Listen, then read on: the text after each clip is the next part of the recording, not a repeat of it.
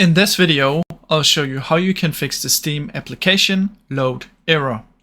Now first what we want to try is come down here and search for your Steam. Now right click on Steam and open file location. Right click on Steam again and open file location, and this should take you to the Steam folder. Now in the Steam folder what we want to do is head over to the steam.exe. It should already be selected when you open the file location. Right click on it, go to properties, compatibility, and make sure you check run this program as an administrator.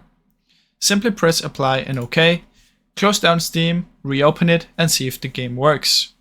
Now if it still doesn't work, what we can do is right click on it, copy, find the game that you have the error with, right click on the game, go to properties, installed files, and press browse.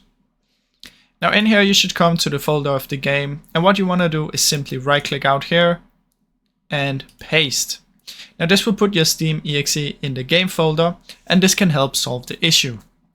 Now I really hope you enjoyed this simple video. If you did, please leave a like and subscribe as it helps me out a ton.